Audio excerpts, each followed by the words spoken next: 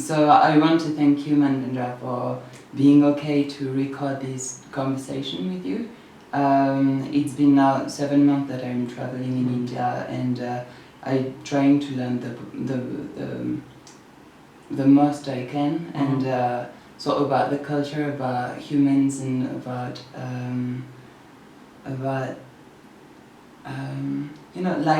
life in general.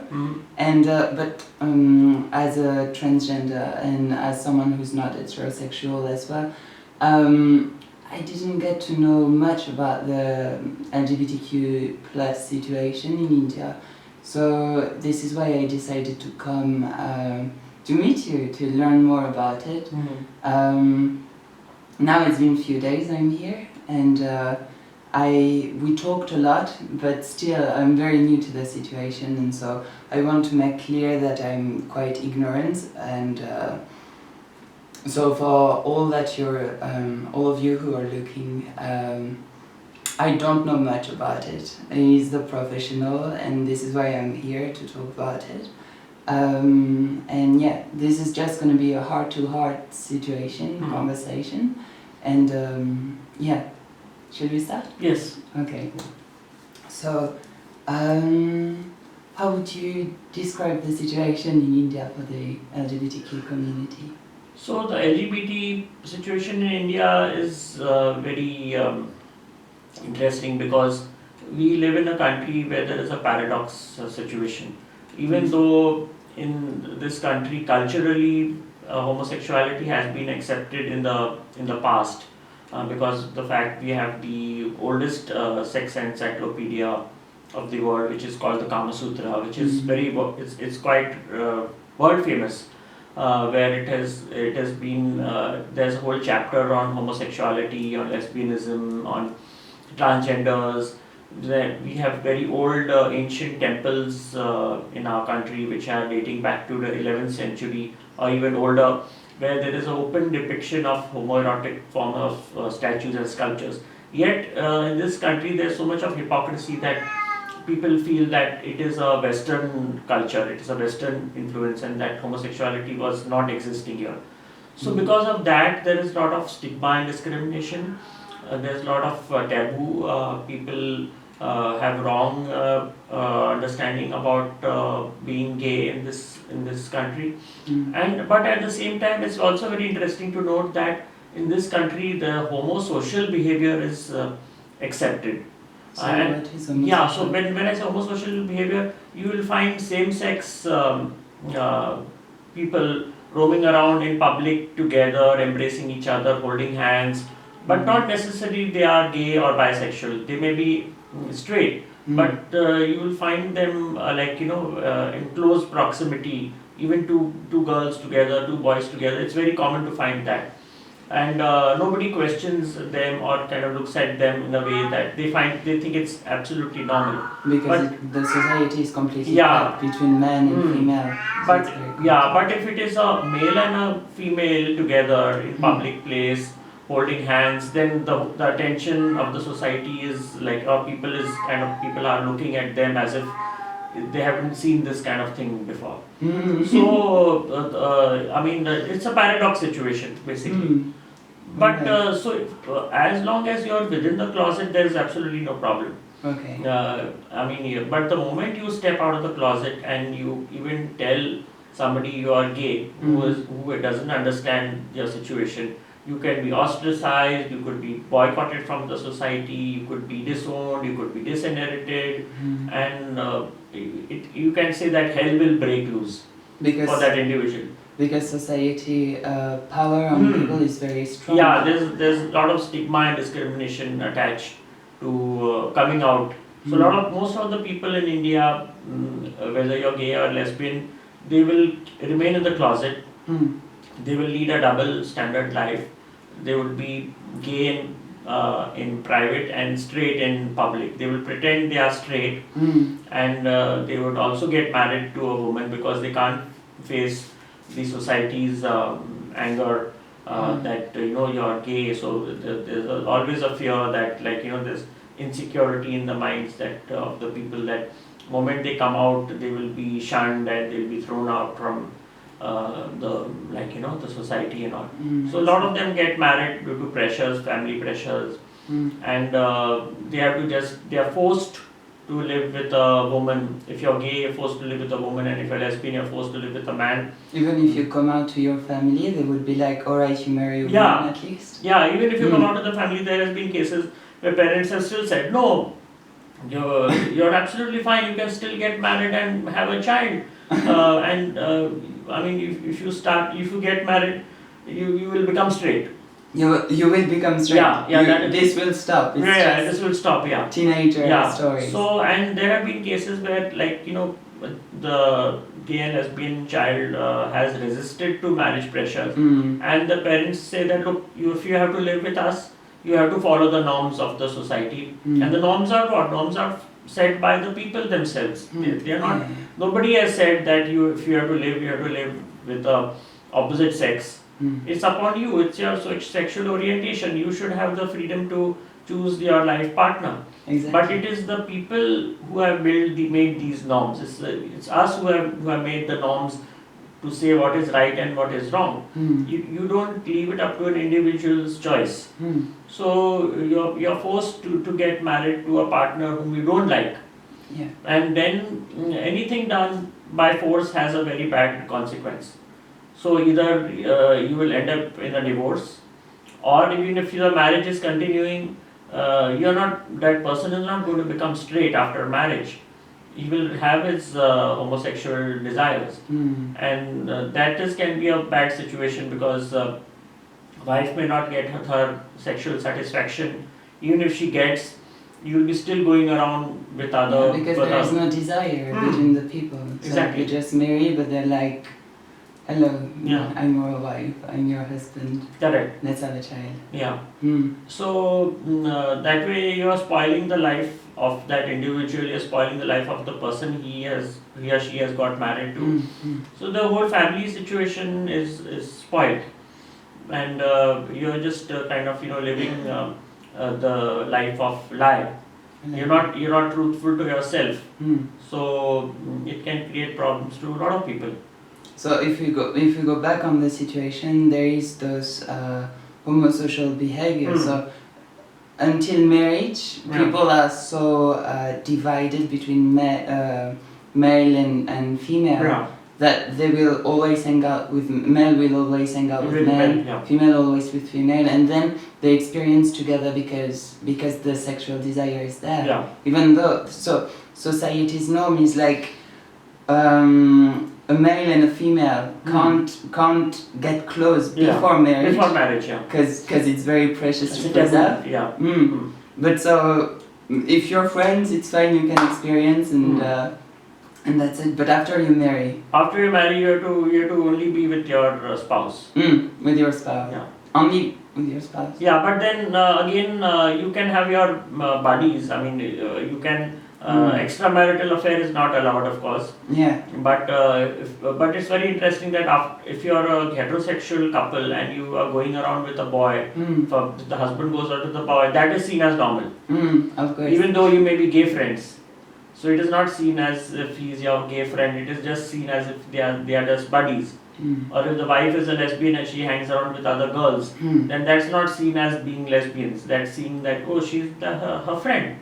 Because in the street you see even policemen holding men hands, and on the trains you will see 4 men sitting together on each other, cuddling each other also. In very weird positions sometimes, legs. Exactly. So it's amazing. It's common. It's very common. And the government, you told me, the government is kind of acknowledging the situation. The government is helping actually people having homo-social behavior. So sex between people of the same gender is recognized by the government, and is kind of, there is those helps that are. So again. It's another paradox in India is that even though there's a law in India which is criminalizing the homosexual act, on the other hand, the government recognizes that there is a community called men having sex with men. which is under the law criminal. You could be penalized for 10 years imprisonment, fine, whatever. But the government is signing contracts with organizations like, I have a trust organization called Lakshya Trust, which is exclusively working for the government for men having sex with men. And I'm signing a contract with the government, with the Ministry of Health, and where they mention in the contract that Lakshya Trust has been given this contract, and funding is also given for working on the men having sex with men, MSM, and the transgender community for HIV prevention and awareness. What about women? Sorry? What about women having sex with women? No, we don't work for lesbians for the government. I mean, the government has given us this project only for the men having sex with men. Okay, so because within lesbians, the chances of getting HIV is very less unless there are bisexual women. Alright. Because for HIV, we are working for the sexual health program, and for transmission of HIV infection, it is virtually not possible for a lesbian woman to pass it on to another lesbian woman through sexual transmission. Okay. So because there is no penetration. That's the mentality of the government. No, it's not mentality, it is scientific that lesbian cannot transfer infection to the other lesbian because there is no penetration involved. Alright, I see. So, but whereas with a man and a man or a man and a woman, you can transfer because through oral sex or through anal sex, you are able to, or vaginal sex also. If condom is not used, and the other person can get infected. But then, so the government is not thinking about the, when two women have sex together, they can use toys as well, so they can use some penetration. There is penetration, but that penetration may not result in getting infected, because you need, for penetration, you need to, there has to be body fluid, exchange of body fluids. Alright. So the toy will not have a body fluid, it's an artificial tool. So the chances you are need very a penis. You need a penis. You need to infect another person, because it is exchange of fluids like pre cum or blood or vaginal fluids or semen, for example. So these are the fluids which will infect the other person.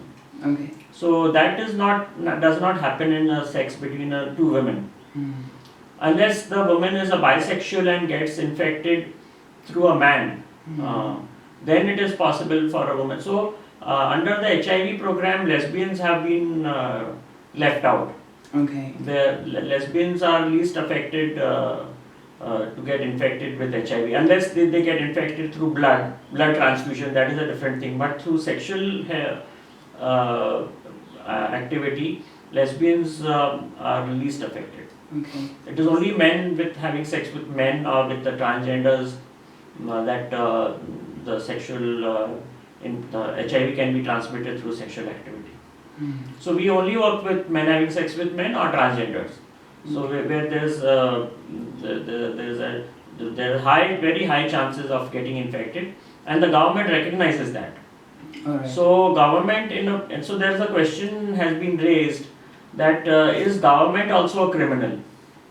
Because if anyone who helps a criminal is also a criminal under the law. It is called abetment to crime. Abetment is helping. Suppose I'll give you another example. Suppose there is a thief and he has stolen some money from you, and you are helping the thief to steal the money, or to protect the thief. If you are doing something to protect the thief, then you also become a criminal. It's complicity. Yeah. So here there is a question which arises, that when you know that a man is having sex with man and a person is helping that, so it means government is helping you, government is supporting you and funding you, then whether government is also criminal under abetment to crime. Because the law forbidding homosexuality, what does it mean exactly? Because there is, from one side there is 10-year sentence to 10 jail. years No? jail, yeah, and fine. But so, in what cases you can end up in that situation if same sex is okay? So if it is proved that there has been a penetrative sexual act which doesn't result in procreation, then you could be penalized. So if you are indulging in anal sex or oral sex or even vaginal sex using a condom, or if the woman has reached her menopause stage where she cannot bear a child, or any sexual activity between a man and a woman, or a man and a man, which will not result in procreation. So you have, if you all those sexual activities with the aim of producing a child is not criminal. All other activities done with where there is no chance of producing a child. So it's not only for homosexuals. It is also for heterosexuals. Yes, all It's- kinds of sexual activity. Oh my God! Whether it is a man and a man, whether it is a man and a woman, Uh-huh. it doesn't matter, or with a transgender if you are having a sex, and if that sexual act doesn't result in producing a child, producing a baby, then all those sexual activities are considered criminal. Illegal. So even if a married man and a woman, they are legally married to each other and they are having sex with the consent of each other, it is not forced sex, and if the woman doesn't become pregnant out of that sexual intercourse, then both the husband and wife can be put into jail for 10 years. Right. So in India, globally, the idea is you have sex to procreate. Only to procreate, yeah. To make a child. But it was not an Indian law, it was a British made law. Okay. So because it doesn't make sense with it doesn't make sense. The Kama Sutra that are so popular Exactly. on every temple, you see it. I mean, it doesn't make sense on because many it's. I mean, you don't have sex only for producing a child. You have sex for pleasure. For pleasure. Sex is something which is it's a natural, it's a biological desire. It's like you feel hungry, you feel thirsty, so you have sex. It's part of everyone's desire, yeah. So it's not that you have sex only for gaining a kind of a procreation. Even in the olden days, people had sex for pleasure. Yeah. If they would have sex for producing children, then they would be, the whole world will be so populated by now. So we have to use protective measures, contraceptives. What if the wife has been sterilized? Yeah. Then she is not going to have a child anymore. But if you still want sex with her, it's up to your choice, individual. So how can the government decide whether a person wants to have sex or not have sex? Okay. So that law is like 100 years old or more. It's a 150-year-old law. And it has never been changed. And it's not been changed. But it is very interesting that the country which imposed the law, that is Britain, has themselves done away with the law.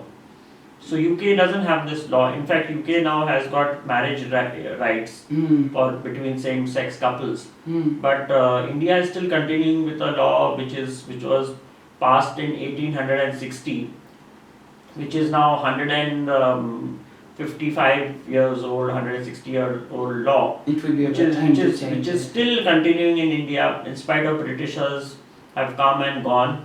And because of this law, a lot of the same-sex couples, you can say, have lost their freedom. Do you know any person who ended up in jail for that? Or? Yeah. Yeah. There have been cases where a wife has lodged a complaint against the husband in the police station, saying that my husband has has sex with other men and has violated section 377. Right. So those kind of cases have come up. And the guy ended up in jail. Has ended up in jail, yes, because of extramarital affair, but with the same sex. I see. So there have been cases. There has been even misuse of the law has happened in the country. It's not necessary that the penetration, because it is important to prove penetration. Okay. I see. But if you people have been arrested even without penetration being proved by police. So people have lost they have kind of, there has been issues with people harassed by police and all that just because of this law. Okay. Another law that passed is the one recognizing that gendered people Yeah. in India. So what does it So mean? again, it is very interesting that though the transgenders' rights have been recognized, and there is a now in every social entitlement, you can have a category called TG, Mhm. like in passports and in driving license or ration cards or anything. But still, as regards Section 377 is concerned, it is not clear whether they have got the rights to have sex with other persons, because uh, any kind of a sexual act of a transgender with a man or a woman will be considered illegal, because Section 377 will apply. Mhm. Because transgender is not going to produce a child. Mm. Even if it has sex with a woman, most transgenders will not be able to produce a child. Yeah, yeah. So any kind of sexual activity with a transgender, whether it's with a man or a woman or with another transgender, is not going to be resulting in procreation. Again, because of that problem. So Yeah. the whole community has a problem only as the main problem of the community is mainly based on this law idea that we should only have sex Yeah. to produce a child. There have been cases where some transgenders have also got married with men, but they cannot have sex. I mean, if the moment they have sex, Yeah. they violate Section 377. So you Alright. can get married, but you have to just remain as husband and wife without sexual activity. Intercourse. Oh my Yeah. god.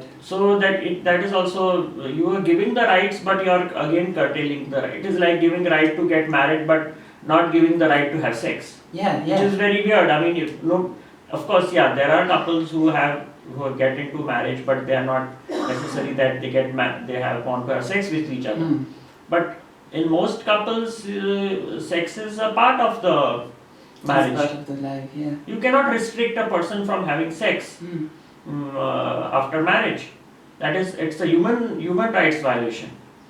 And so when a transgender person wants to marry, is it allowed because they are recognized as their gender has been changed on the paper as like from male to female or from female to male? Yeah. Or is it only from male to no? It is both ways. That's gender. It is male to female to male, both ways. It is up to the individual to choose the gender, and the court says that the individual has to decide what he or she wants to identify herself or himself as. So if the individual wants to identify himself as transsexual or transgender or hijra or trans woman or trans man, that is upon the individual to decide what he or she wants to identify himself or herself as. Nobody else can identify that person as it is the individual's choice. So that much liberty is being given to the individual. That's very good. Yeah. In France, we need to be sterilized to change. No, in India you don't. Gender. There's no, in fact, there was a proposal in between that biological tests have to be done and all. That has been done away with. Yes, there is a psychological test or rather with the help of a psychologist. You have to kind of determine yourself, but there is no biological test need to be done. We have this as well. It's a certification through a professional that yes, you're recognized as transgender and you can go for the medical treatment. Yeah. Usually it's because also in that way we can have the social service, social security. Social security. To pay for our treatment. Yeah. We have the 100%. It's called. Right. Okay. And so in India, transgender individuals have been recognized since a very, very long time, no? Yeah. Through the Hijra community mainly, no? Yeah, it is like, see, transgender is a umbrella group. all transgenders are not hijras, but all hijras are transgenders. It is that way. So within the under the umbrella, there are some people who identify themselves as hijras, but some don't. Some want to be identified as just transgenders, because hijra is a culture which has been existing in India for centuries now. And it's linked to Hinduism. It's not linked it is linked to a religion where they are worshipped. They are also like the hijras are supposed to be blessed, blessed people. They are kind of like spiritual leaders who are who have been given this boon by the higher reality to bless other people. Okay. So they are like saints.